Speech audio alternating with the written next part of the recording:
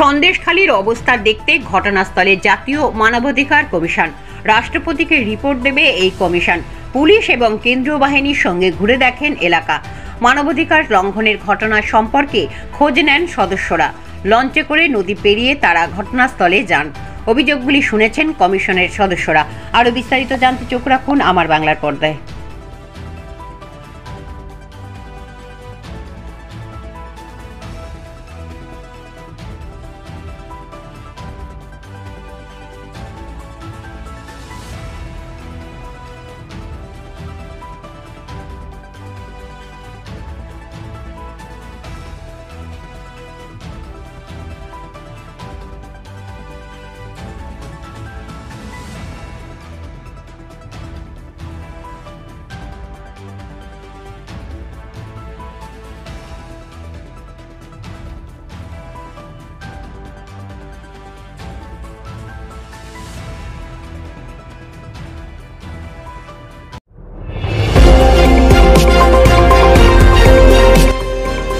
আমার বাংলা, সঙ্গে থাকুন, সঙ্গে রাখুন আমার বাংলা।